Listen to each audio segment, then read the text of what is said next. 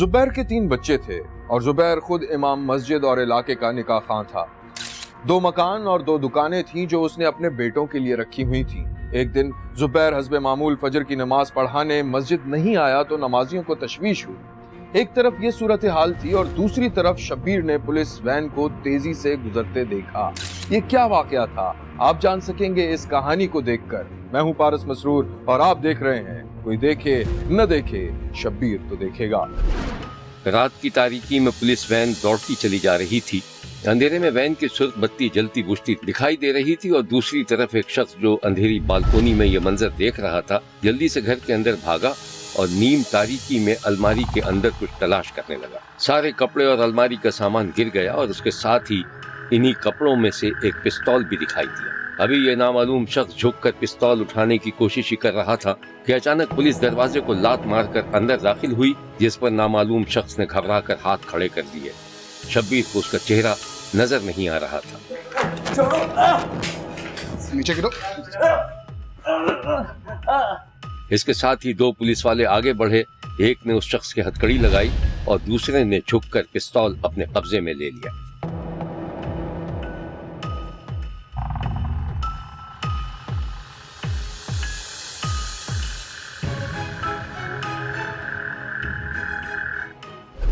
Police से डरकर भागने वाला ये शख्स कौन था? कोई चोर, डकैत या किसी खतरनाक गिरोह का कारकुन? पुलिस ने अपनी तफ्तीश शुरू कर दी थी। दूसरी तरफ कोट मिठा के इलाके बस्ती हाजी यूसुफ में जिंदगी मामूल के मुताबिक जा रही थी। शब्बीर ने देखा जुबैर अपने 3 जवान बेटों के साथ नमाज फजर अदा करके घर की तरफ जा रहा था। बड़ा बेटा जरा दूर दूर होकर चल रहा था कि बाप ने बेटे से पूछ लिया।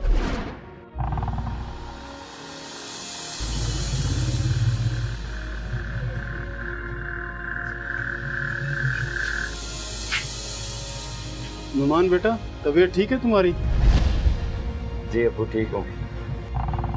तो इतना परेशान क्यों लग रहा है? अब्बा, भाई कह रहा था उसकी शादी नहीं करा रहे आप, है ना भाई? क्यों बकवास कर रहे हैं? मैंने ऐसा कब कहा? अबू ऐसे ही कान भर रहा है आपके। भाई कान थोड़ी भर रहा है, वो उल्टा तुम्हारी मदद कर रहा है। हाँ ना? तुम दोनों चुप रहो। ये मेरा बड़ा बेटा है और लाडला बेटा और चहेता बेटा है। बेटा चलो जाके हम कमरे में बात करते हैं।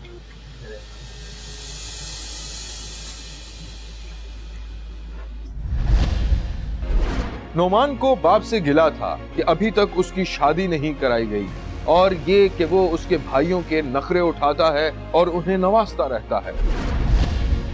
शब्बीर ने देखा कि बाप और उसके 3 बेटे आंगन में बैठे नाश्ता कर रहे थे। नुमान, क्या बात है? तुमने ठीक तरह से नाश्ता नहीं किया। नाराज है क्या अपने बाप से? तू फिक्र न कर, मैं तेरी शादी करवा दूंगा जल्दी इंशाल्लाह। अब्बू एक बात कहूँ, बुरा तो नहीं मानेंगे? बोलो। अब्बू काम धंधा तो है नहीं मेरे पास, बीवी बच्चे को कहाँ रखूँगा, क्या खिलाऊंगा उसे? और ये छोटा सा मकान है, कहाँ रहेंगे हम? भाई साथ वाला कमरा है ना, मैं और सलमान उस कमरे में रह लेंगे। बिल्कुल, मुझे भी कोई मसला नहीं। तुम लोग खामोश रहो। नुमान बेटा, मकान तुम्हारे नाम कर रहा हूँ, इसके अलावा दुकान भी तुम्हारे नाम कर रहा हूँ और अल्लाह इंशाल्लाह तुम्हारे रिज़्क़ में बरकत देगा और तुम कामयाब होगे इंशाल्लाह। और जब तक तुम्हारा बाप जिंदा है उनको फिक्र करने की ज़रूरत नहीं है। तो अब्बा हम लोग क्या करेंगे? बिल्कुल अब्बा सही कह रहे हैं, इसके बाद हम लोग क्या करेंगे?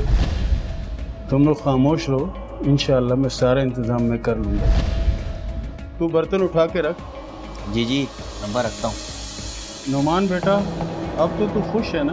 अब्बू मैं पहले भी कब नाराज था, तो ऐसे ही बात कर रहा था। बेटा तुम तीनों मेरी दुनिया हो, जब तक मैं जिंदा हूँ खुश रहा करो। नोमान अपनी जगह से उठा, बाप के कदमों को हाथ लगाया और हाथ जोड़ते हुए उसके सीने से लग गया। बाप ने बड़े बेटे को एक मकान और एक दुकान दे दी थी, लेकिन अब वो ये जानकर बुझ गया था कि बाप ने दूसरी दुकान और दूसरा बड़ा मकान भाइयों के नाम कर दिया था। उसे अपने सबसे छोटे भाई तलहा से हसद महसूस होने लगा था, मगर उसने कभी भी बाप के सामने इसका इजहार नहीं किया।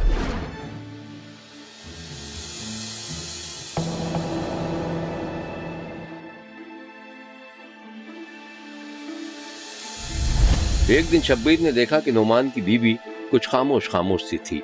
उसने चाय प्याली में उंडेल कर अपने शौहर को दी और जाने लगी तो शौहर ने उसे आवाज दी। हाँ भाई, क्या बात है, आज इतनी चुप क्यों? काम में लगी हूँ ना, आपको इसलिए लग रहा होगा, ऐसी तो कोई बात नहीं है। अच्छा, मैं ये कह रहा था कि आज अब्बू की तरफ जाना है हमें। वो अब्बू ने नई दुकान ली है ना, तो मुबारकबाद के लिए जाना होगा। जाना तो चाहिए। अब आप अकेले चले गए, मैं फिर कभी और। बल्कि मैं तो कह रही हूँ आप भी ना जाएं, क्या ज़रूरत है आपको भी जाने की। कैसे ना जाऊं? हालिद है मेरे, क्या सोचेंगे वो? अरे सोचा हुआ तो उन्होंने ऐसा है ना, आप जाएंगे ना तो अफसोस ही होगा आपको। कल दुकान के सामने से गुजरी थी मैं, तो फिर मुझे कुछ सामान लेना था, सोचा उसी दुकान से ले लूं। बड़ा सा बोर्ड लगा हुआ था, तलहा जनरल स्टोर। मेरे दिलो दिमाग में कुछ नहीं आया। जब मैं दुकान पर पहुंची तो एक आवाज आई, अरे भाभी आप? अब्बू की दुकान पे तलहा जनरल स्टोर? जी, क्योंकि दुकान पर आपका भाई तलहा ही तो था। भाई सीधी सी बात है, लगी लिपटी तो मैं करती नहीं हूँ, लेकिन मुझे ना कुछ अच्छा नहीं लगा। क्यों अच्छा नहीं लगा? क्या क्यों भाई, आप बड़े बेटे हैं, आपका नाम लिखवाना चाहिए था। तो भाई मेरा नाम क्यों लिखवाना चाहिए था? एक दुकान दे तो दी मुझे, अब और क्या मांगू उनसे? क्या खाक दी है ऊंट के मुंह में जीरा? अरे उसकी दुकान तो जाकर देखें, आपकी दुकान से 3 गुना बड़ी है, और सामान तो मुंह तक भरा हुआ है। अरे भाई, मेरे वालिद हैं, मेरे भाई हैं वो, मैं जानूं वो जाने। अरे पेट में क्यों दर्द हो रहा है? दर्द नहीं हो रहा, मैं तो बस नाइंसाफी पे कुड़ रही हूँ। अच्छा तो कुड़ती रहो। और हाँ, आज हम जा रहे हैं, तैयार हो जाओ। अरे भाई मैं वह नहीं जा रही, मेरा दिल और ही बुरा होगा। नोमान की बीवी चली गई तो नोमान किसी गहरी सोच में डूब गया।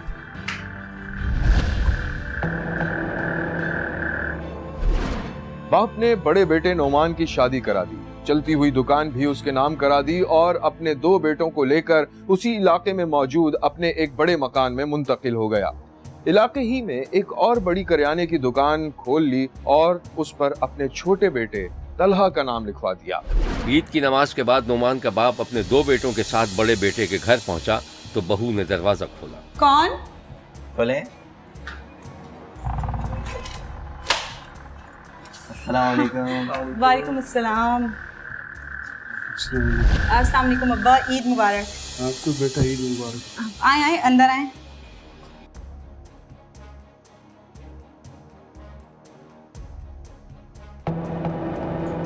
बैठे बैठे। क्या हाल है बेटा? अल्हम्दुलिल्लाह। नुमान कहाँ है? नजर नहीं आया ईद की नमाज में। अब्बा वो तो नहा रहे हैं, वो ना मैं उन्हें सुबह उठाती ही रही नमाज के लिए, लेकिन वो जागे ही नहीं, रात देर से सोए थे ना। अभी ईदी हमारी। अरे मिल जाएगी ईदी भी, भाई को तो आने दो तुम्हारे।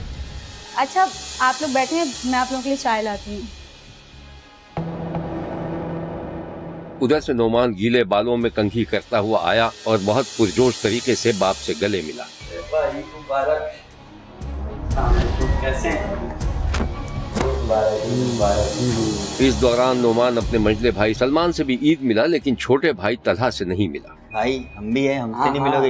ईद मुबारक। नुमान ये क्या हरकत है यार, तुम ईद की नमाज में किसी मस्जिद में नजर नहीं आए, कहाँ गए हुए थे?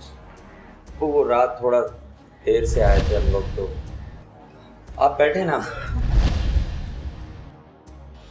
बाप ने बहू और बड़े बेटे को ईदी दी, जिस पर दोनों ने शुक्रिया अदा किया। जवाबन बहू ने अपने दोनों देवरों को भी लिफाफे थमा दिए।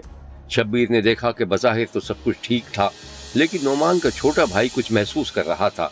फिर वो अचानक उठा और चला गया। ये लो भाई तुम लोगों की ईद। ईद मुबारक। अच्छा भाभी, भाई मैं जा रहा हूँ, मुझे दुकान भी खोल रही है। अरे भाई अभी कहाँ, रोज दुकान खोलते ही हो ना टाइम पर, आज थोड़ा देर से खोल लेना, और वैसे भी आज तो ईद है। अरे भाई जाने दो इनको, ये अब्बा के लाडले हैं, कमाने वाले हैं, और हम तो निकम्मे ठहरे। चलो हम लोग भी चलते हैं। तलहा ने बड़े भाई को घूर कर देखा बाप ने भी यह सारा मंजर देखकर कुछ महसूस किया। अल्लाह हाफ़िज़।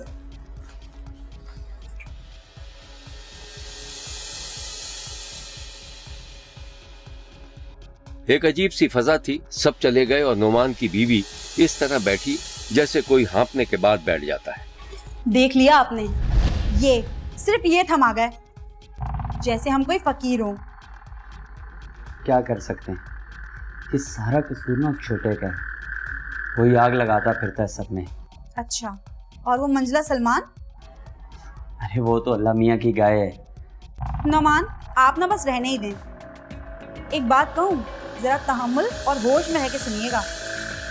आपने तो खुद शरीयत पढ़ी है ना, अपने हक और ईमान से बताएं, आपके अब्बा ने ये जायदाद सही तकसीम की है क्या? हाँ, हमें एक छोटी सी खोली और दुकान दे के अपनी जान छुड़ा ली। और उनका मकान देखें, डबल नहीं बल्कि ट्रिपल है। अरे इस मकान और दुकान की जरा वैल्यू तो लगाएं आप। वाह भाई वाह, क्या इंसाफ है। क्या तो तुम बिल्कुल ठीक रही। बोलो मैं क्या करूं? अरे क्या कर सकता हूँ का क्या मतलब है? अदालत जाएं, 4 आदमी बिठाएं, हक लें अपना। अदालत? अरे जिंदगी खत्म हो जाएगी लेकिन ये फैसला नहीं होगा। अरे कुछ तो करना पड़ेगा ना आपको। अरे छोड़ो, लानत भेजो, वो जाने, उनके काम जाने। हैं? ऐसे कैसे लानत भेज दो? अरे मुझे नहीं पता। अरे कल को हमारी औलाद भी होनी है, उसका हक क्यों मारा जाए? पता नहीं यार। तो पता करें ना। अरे हाँ भाई, कर लूँगा कुछ। अब तुम मेरा दिमाग मत खराब करो। क्यों खामखा ईद का दिन खराब कर रही हो? यहाँ लेते हैं हम एक छोटा सा ब्रेक। कहीं जाइएगा नहीं, हमारे साथ रहिएगा, क्योंकि कोई देखे न देखे, शब्बीर तो देखेगा।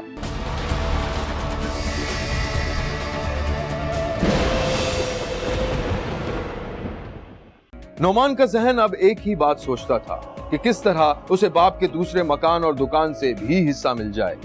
उसके रवैये में अच्छी खासी सर्द महरी आ चुकी थी। फिर एक दिन उसने बाप से साफ साफ बात कर ही ली।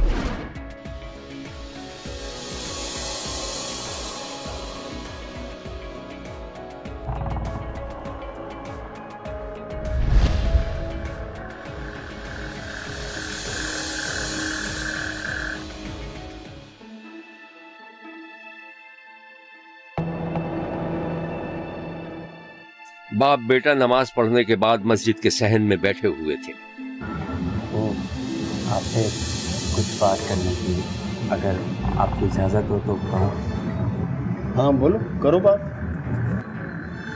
आपको क्या बड़े मकान और दुकान में मुझे भी हिस्सा मिलेगा? दे तो दिया, और क्या दूँ, वो तुम्हारे भाइयों का हक है। नहीं अबू, आप हक तलफी कर रहे हैं। आपने दुकान पे तलहा का नाम ही क्यों लिखवाया? अबू क्या मैं आपकी औलाद नहीं?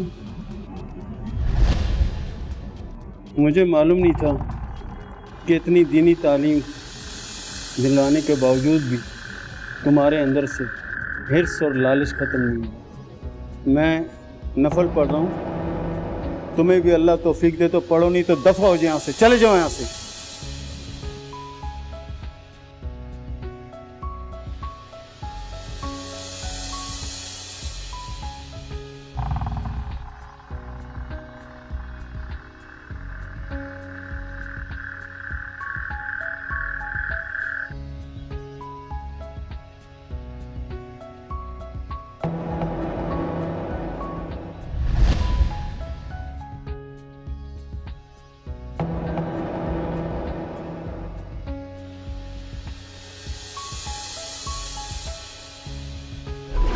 बस्ती हाजी यूसुफ में ये मामला चल रहे थे और उधर शब्बीर ने देखा कि पुलिस ने जिस शख्स को पिस्तौल समेत गिरफ्तार किया था वो पुलिस की तहवील में तफ्तीशी मराहिल से गुजर रहा था।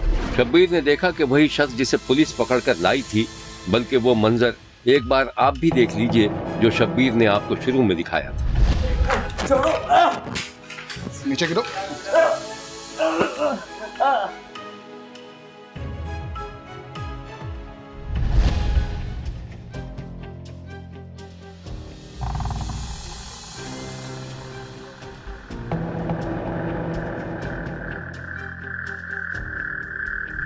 तफ्तीशकार इस तरह मुलजिम के पीछे खड़ा था कि मुलजिम को मुड़कर देखने की इजाजत नहीं थी।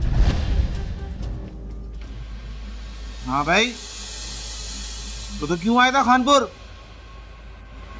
बताएगा या उगलवाऊं?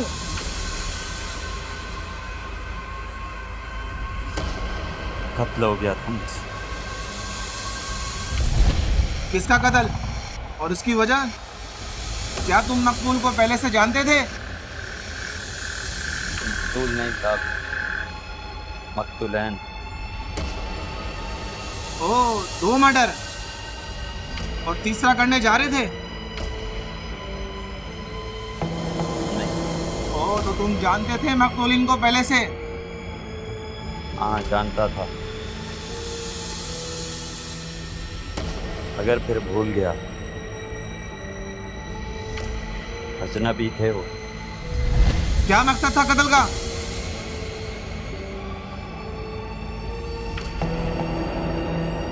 अपनी अना की तस्कीन, बेइज्जती का बदला लेना था मुझे। बेइज्जती? कौन सी बेइज्जती? साहब, मुझे मेरे हक से महरूम रखा गया। कौन सा हक और कौन सी बेइज्जती?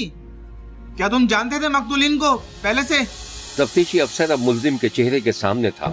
मुलजिम की आंखें लाल थीं और चेहरे पर बला की वहशत थी। वो बाप था मेरा और छोटा भाई था तलहा।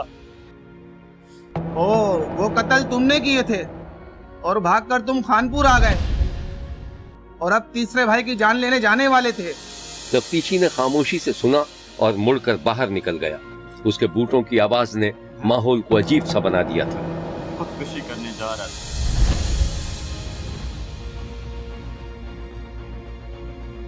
तुम्हें कत्ल करते हुए जरा शर्म नहीं आई? तुम किसका कत्ल करने जा रहे थे? आप इसीलिए तो अपनी जान ले रहा था। मैं हसद में मुब्तला हो गया था। हसद की आग ने मुझे जला के राख कर दिया था।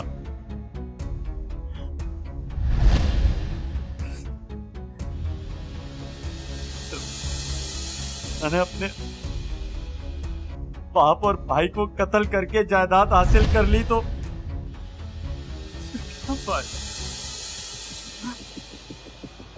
वो सुकून नहीं मिल पाया मुझे।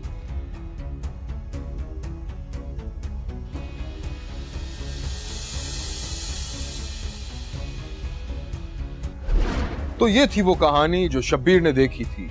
जायदाद की लालच में बेटे ने सगे छोटे भाई और बाप का कत्ल कर दिया था, और वो भी उस वक्त जब बाप और छोटा भाई अपने बड़े भाई के घर एक रात के मेहमान हुए थे। पुलिस ने मुलजिम को गिरफ्तार कर लिया था। अपने वालिद के साथ तलक कलंग इसकी हुई, कलंग रोज होती रही, पहले से रंजिश चलती आ रही थी। बरोज वकुआ वो जाता है अपने वालिद के घर और वहाँ पे सोए हुए अपने भाई को और अपने हकीकी वालिद मोहम्मद ज़ुबैर को जाकर कत्ल कर देता है। और कत्ल करने के बाद अपनी शनाख्त छुपाने के लिए वो खानपुर के अस्पताल में छुप जाता है और वकुआ बनाता है कि वो हकीकी के दौरान ज़ख्मी हो गया और उसने अपने आप को वहाँ पे जाकर ज़ख्मी करके अस्पताल में दाखिल कर दिया। फिर पुलिस इस कत्ल को ट्रेस करने के ऊपर पीछे लग गई और पुलिस ने शबाना रोज़ के अंदर अपनी काविश डालकर अपनी तकनीकी सलाहियतों को, अपनी पेशा वराना सलाहियतों को और IT की सपोर्ट लेकर पुलिस ने इस मुलज़िम को विद 24 आवर्स वहाँ से अरेस्ट कर लिया। मेरा नाम मोहम्मद नुमान है। वैसे घर में 10-15 साल से तनाज़े की वजह से, मतलब दुकान या वैसे गाली गलौज हिदायत की वजह से लड़ाई होती थी। फिर उसके बाद मैं गुस्से से चला गया लाहौर। फिर उसके बाद वापस आया, मतलब लालच दी कि आपको दुकान में उठाऊँगा। भाई से नफरत मतलब हो गई थी, फिर बिल्कुल फुल नफरत एक दूसरे से। मैंने एक आदमी से पिस्टल लिया और एक जगह से गोलियाँ ली। फिर मैंने रात को 2-3 बजे गोली मारी और खानपुर भाग गया मोटरसाइकिल लेके। यहाँ इस जगह पे मेरे वालिद साहब थे, इस जगह पे मेरे छोटे भाई थे जो फौत हो गए, और उस जगह पे बड़े भाई थे। तो तकरीबन मैं तो मदरसे में था, मैं उनका दूसरे नंबर भाई हूँ। तो साथी गाँव वालों ने कहा कि 2:45 वो वाक़या हुआ है। 3 गोली लगी हैं, वाले साहब को 2 और छोटे भाई को 2। उसके बाद ये घर से मोटरसाइकिल निकाल के फ़रार हो गया। ज़ाती दुश्मनी या ज़ाती मामलात ऐसे नहीं हैं। पहले शादी से पहले भी बिल्कुल ठीक था। ऐसा रफ्ता रफ्ता वो लगने लगा उसको कि वालिद की तरजीह हाथ जो हैं वो छोटों पे है, मेरे ऊपर नहीं है। बाकी ऐसी कोई ठोस वजह नहीं है। माफ़ी मांगूंगा, जो वालिदैन की खिदमत करूँगा सारी ज़िंदगी। जो वालिद साहब की दोस्त यार है उनके साथ मोहब्बत इखलास से पेश आऊँगा और अल्लाह ताला से भी माफ़ी मांगूंगा और कुरान पाक की तिलावत करके अपने वालिद और भाई की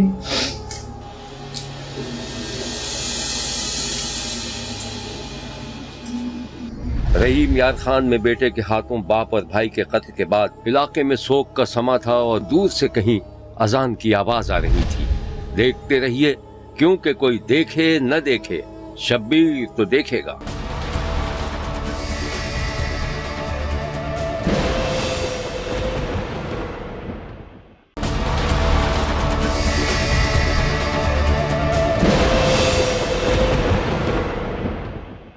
कबाड़ की दुकान पर काम करने वाले एक नौजवान मजदूर को अचानक ये ख्याल आया कि क्यों ना वो खुद अपना धंधा शुरू कर दे, अलग ठिकाना बना ले और मेहनत करके अच्छे पैसे कमा ले। उसकी इस सोच की राह में जो चीज हाइल थी वो था पैसा, और पैसा भी 15-20 लाख के लगभग। ये उसी नौजवान मजदूर की कहानी है। मैं हूँ पारस मसरूर और आप देख रहे हैं कोई देखे न देखे शब्बीर तो देखेगा। शब्बीर ने देखा कि जंगल में एक सायादार दरख्त के नीचे 17 साला दिलबर कबाड़ के एक बड़े थैले से टेक लगाए निस्फ दराज था। उसकी आंखें बंद थीं, जैसे उसे नींद आ रही हो। करीब ही से रेलवे लाइन गुजर रही थी। अचानक उसे रेल की सीटी की आवाज सुनाई दी जो तेजी से आ रही थी। दिलबर उठकर बैठ गया और वहां से जाने का सोच ही रहा था कि एक कपड़े का थैला तेजी से उसके कदमों में आकर गिरा। ट्रेन सीटी बजाती हुई गुजर गई।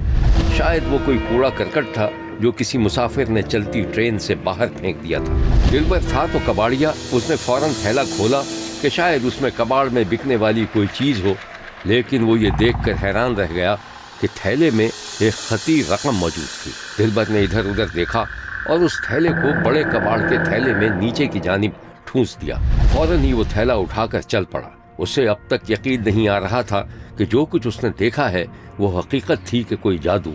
दिलबर की पीठ पर कबाड़ का बड़ा थैला था और वो तेज तेज कदमों से किसी महफूज मकाम की जानिब जा रहा था ताकि एक बार फिर वो तसल्ली कर ले कि थैले में रकम ही मौजूद थी। तब उसने अपनी आबादी का रुख किया। ये चटाइयों और बांस से बनी हुई बस्ती थी जिसमें ज्यादातर खाना बदोश रहते थे। दिलबर अपनी झोंपड़ी में दाखिल हुआ और रकम वाले थैले को एक पुराने जंग आलूद बक्स में रख दिया। एक आदमी जिसकी यौमिया आमदनी मुश्किल से 500,000 रुपए हो और उसे अचानक 13 लाख रुपए की खती रकम मिल जाए तो उसकी हैरानी, खुशी और खौफ का क्या आलम होगा। उसका अंदाजा शब्बीर को उस वक्त हुआ जब वो एक बड़े कबाड़ खाने में मौजूद था। इस कबाड़ खाने के मालिक का नाम बाबर था और उसने अपनी दुकान पर काम करने के लिए कई लड़के रखे हुए थे, जिसमें उसका 12 साल का बेटा हमदान भी शामिल था। दिलबर और मालिक के बेटे 12 साला हमदान में खासी दोस्ती थी और लोग दोनों को भाई समझते थे। शब्बीर ने देखा कि कबाड़ खाने में हर तरफ बोरियां और खुला सामान पड़ा हुआ था। बड़ी सी तराजू पर माल तुल रहा था। इधर उधर से कबाड़ी अपना माल लाकर कबाड़ खाने में उतार रहे थे और माल तुलवाने के बाद अपनी रकम लेकर जा रहे थे। सेठ बाबर काउंटर पर बैठा हुआ था और दिलबर माल तोल रहा था। सलाम सेठ, क्या हाल है? वालेकुम सलाम। क्या बात है भाई, आजकल बड़ा देर से आ रहा है? क्या बताऊं सेठ, बहुत परेशान हूँ। बहन की शादी है और तुम दिहाड़ी भी नहीं दे रहे। मिल जाएगी, अभी जरा हाथ तंग है मेरा, थोड़ा सब्र कर। अरे छोड़ो यार, अभी तुमने अपने बेटे को साइकिल दिलाई है। अबे वो पैसे उसी के थे और उसने जमा करके लिए साइकिल, और तू क्या जल गया? अरे मैं क्यों जलूंगा सेठ, मेरा तो छोटा भाई है वो, बस शादी की वजह से कह रहा था। अबे मिल जाएगी, जा जरा सही से वजन करना, वो डंडी मत मारियो। अरे सेठ खुद देख लो। हाँ सही है। अच्छा सुन, चाय तो एक बोल दे यार। हाँ हाँ मैं बोलता हूँ। अच्छा ये हमदान किधर है, नजर नहीं आया आज। अबे घर से तो निकला था यार। हाँ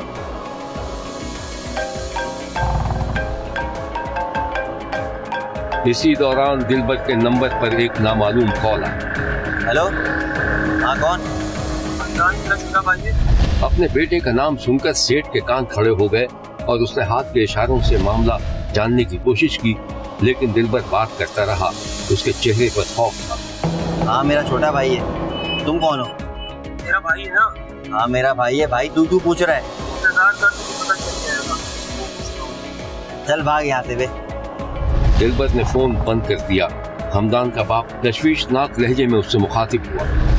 कौन था? और ये हमदान का क्यों पूछ रहा है? अरे सेठ कोई ऐसे ही नशा ही लग रहा था मेरे को। अबे यार मैं तो मर गया हूँ यार। मैं उसको फोन लगा लूं। अबे अबे फोन यार चार्जिंग पे लगाया, फोन दे अपना। बाप बेटे को फोन करता रहा, लेकिन नंबर बंद आ रहा था। वो निहायत परेशान हो गया। ए यार फोन को बंद आ रहा है। आपके मिलाए हुए नंबर से जवाब मौसूल है। यार इसका नंबर भी बंद है यार। जा देख जरा। तुम परेशान मत हो, मैं देखता हूँ कहीं दोस्तों के साथ चला गया होगा कहीं। मैं देख कर आता हूँ। देख मालूम करिए, फोन लेके दे। सेठ बाबर के 12 साला बेटे हमदान की तलाश जारी थी कि एक दिन सेठ के मोबाइल पर घंटी हुई और नामालूम कॉलर ने जो बात कही उससे बाप का दिल लरस कर रह गया। हेलो, कौन बोल रहा है? बेटे की जिंदगी चाहते हो तो 20 लाख का बंदोबस्त कर लो। और सुनो, पुलिस के पास जाने की कोशिश मत करो।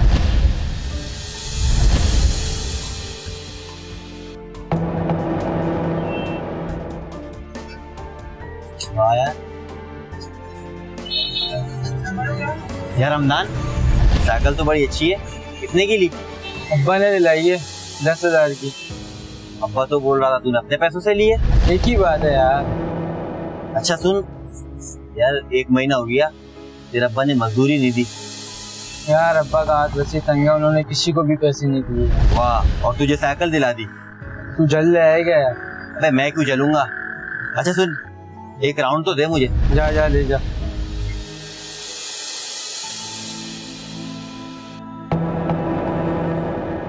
दिलबर हमदान की साइकिल लेकर चला गया और इतनी देर में हमदान का बाप भी वहां आ गया। बस साइकिल तेरी है ना? हाँ मैं। कहाँ ले गया? बोले मेरा टायर करता है।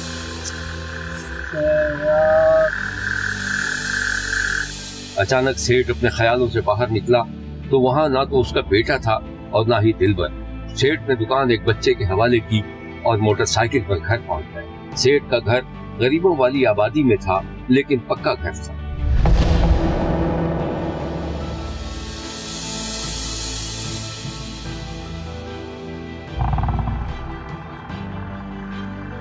क्या हुआ? आप इतने परेशान क्यों लग रहे? तुमने हमाद को देखा? वो दुकान गया हुआ है।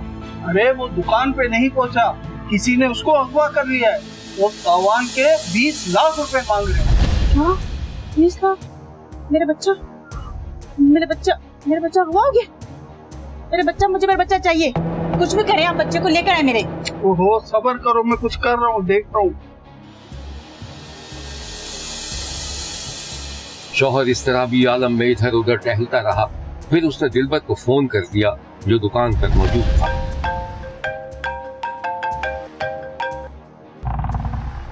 हाँ सेठ, कुछ पता चला उसका? अरे नहीं यार, अभी तक कोई पता नहीं चला। दोबारा कॉल आई उनकी? नहीं यार, कोई राब्ता नहीं हुआ। मैं तो सोच रहा हूँ कि पुलिस के पास जाके कंप्लेन कर दूं। नहीं सेठ, इससे काम बिगड़ जाएगा। इंतजार करो दूसरी कॉल आने की। इंशाल्लाह हमदान को कुछ भी नहीं होगा।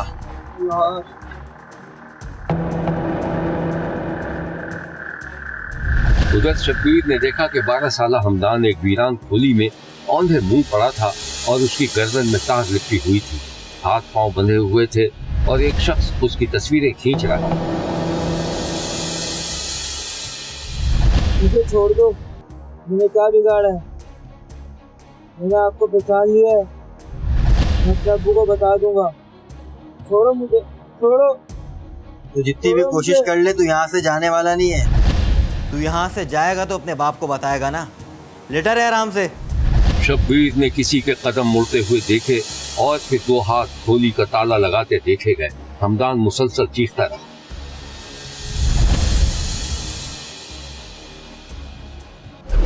यहाँ लेते हैं हम एक छोटा सा ब्रेक। कहीं जाइएगा नहीं, हमारे साथ रहिएगा, क्योंकि कोई देखे न देखे, शब्बीर तो देखेगा।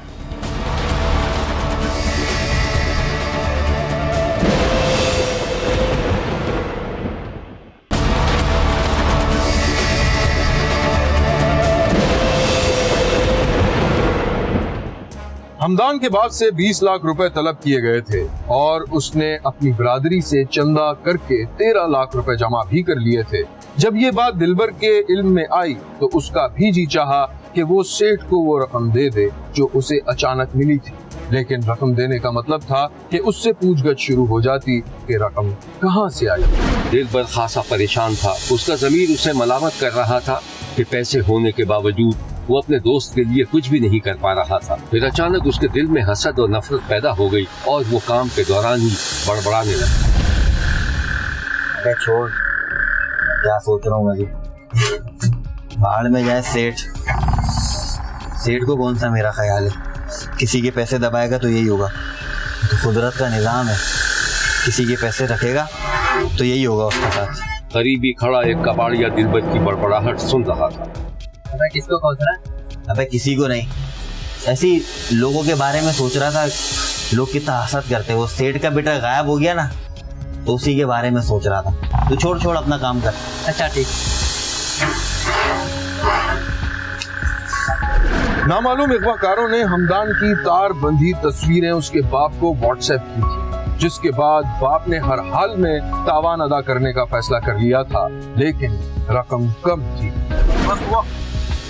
अरे भाई यार कुछ रहम करो भाई, हम बहुत गरीब आदमी है।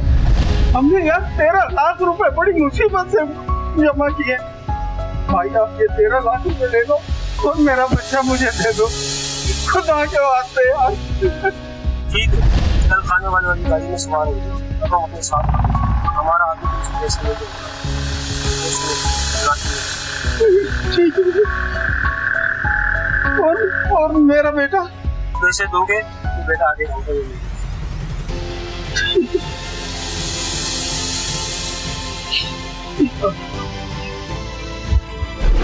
अब शब्बीर की समझ में आया कि जो रकम दिलबर को मिली थी वो दरअसल हमदान के तावान की रकम थी, जो अगवाकारों के बताए हुए मुकर्ररा मकाम से आगे फेंकी गई और दिलबर के हाथ लग गई, जिसे उसने छुपा लिया था। तावान की रकम देने के बावजूद जब हमदान न मिल सका तो हमदान का बाप पुलिस स्टेशन पहुंच गया। थानेदार साहब, मुझे अगवा बराए ताउन वालों ने फोन किया था। मुझे उन्होंने कहा था कि खाने उजवाल जाने वाली ट्रेन पे बैठ के आप आ जाना, और जो मुझे जगह बताई मैंने बैग वहीं फेंका। उन्होंने बोला था यहाँ फेंक देना, मैंने फेंक दिया। लेकिन थानेदार साहब, बैग तो मैंने फेंक दिया, लेकिन मेरा बच्चा नहीं आया। थानेदार साहब, मेरा बच्चा मुझे वापस मिलवा दो। अच्छा, तुमने वो बैग जो उन्होंने जगह बताई थी वहीं फेंका था? हाँ थानेदार साहब, वहीं फेंका। अच्छा, ये बताए तुम्हें किसी पे शक? थानेदार साहब, हमारी किसी से दुश्मनी नहीं है, तो हमें शक किस पे होगा? तो फिर तुम्हें एक काम करना होगा, तो मुझे इजाजत दो, मैं तुम्हारे बंदों से पूछताछ करना चाहता हूँ। थानेदार साहब, आप कुछ भी करें, बस मुझे मेरा बच्चा दिला दे। तुम परेशान ना हो, अल्लाह बेहतर करेगा। ठीक है, हम अपनी पूरी कार्रवाई करेंगे। पुलिस ने कबाड़ खाने में काम करने वाले मजदूरों से पूछगछ की, लेकिन कुछ हासिल न हुआ। दिलबर से पूछा तो वो घबरा गया। शायद उसे ये फिक्र थी कि अगर पुलिस ने छापा मारकर 13 लाख रुपए बरामद कर लिए तो उसको अगवाकार समझा जाएगा, जबकि उसे तो अचानक थैला मिला था। शब्बीर ने देखा कि दिलबर पुलिस की वैन में बैठा हुआ था। वैन खाना बदोशों की बस्ती के पास रुकी और पुलिस एहलकार दिलबर को लेकर उसकी झोपड़ी में दाखिल हुए। दिलबर का रंग उड़ा हुआ था। दिलबर की माँ परेशान हो गई। क्या हुआ है? क्या बात है? क्यों इस तरह पकड़ के ला रहे हो मेरे बेटे को? मैं चुप कर, तलाशी लेनी है हमें तुम्हारे घर की। बच्चे में क्या है? हैं?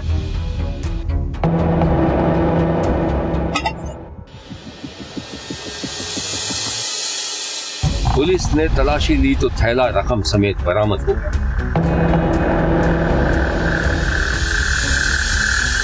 क्या है ये?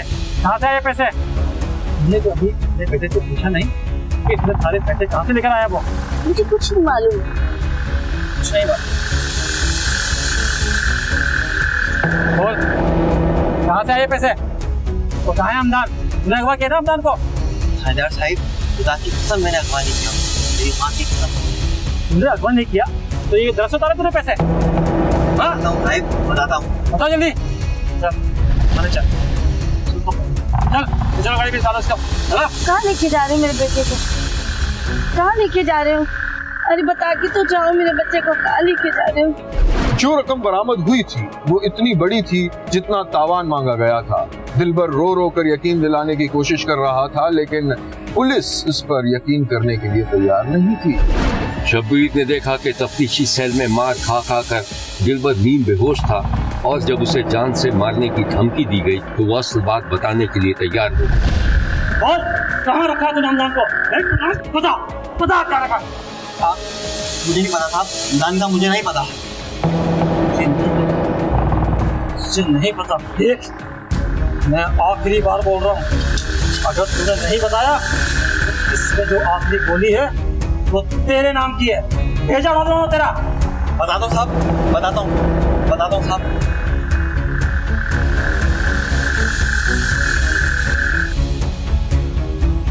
दिलबर की निशानदेही पर पुलिस ने 12 साला हमदान की लाश एक सूखे हुए गटर से बरामद कर ली थी। हमदान के गले में खारदार तार लिपटी हुई थी। दिलबर ने तावान के हुसूल के लिए अपने ही दोस्त को महज इसलिए अगवा करके मार दिया था कि हमदान ने धमकी दी थी कि वो बाप को सब कुछ बता देगा। तावान की रकम की वसूली के लिए भी उसने बड़ी चालाकी से मंसूबा बनाया था और एक मखसूस जगह रकम चलती गाड़ी से फेंकने के लिए कहा था। वहीं था ज़ाहिरी तौर पर, चूँकि मेन रोड के ऊपर से वो बच्चे को अपने साथ लेकर गया था। अगर वो किसी भी तौर पर अनजान होता और बच्चे को लेके जाता तो बच्चा लाजमी वहाँ पे कोई फर्स्ट क्रिएट करता, कोई शोर मचाता। इस तरह का कोई इशू नहीं हुआ।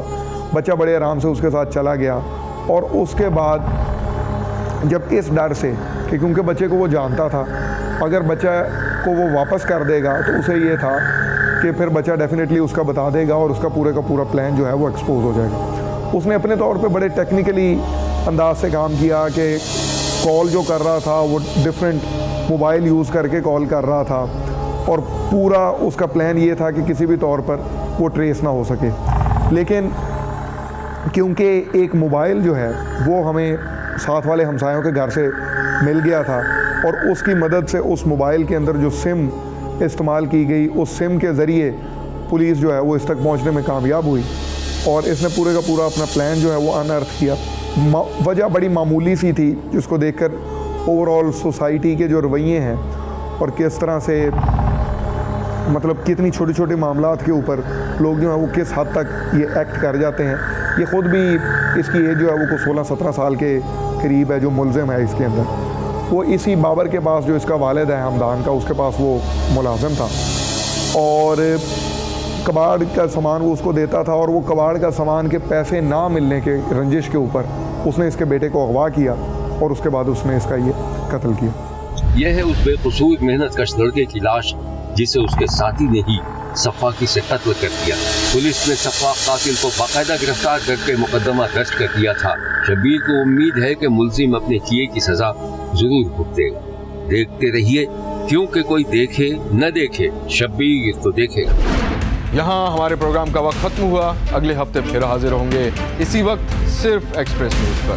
देखना मत भूलिएगा, क्योंकि कोई देखे न देखे शब्बीर तो देखेगा।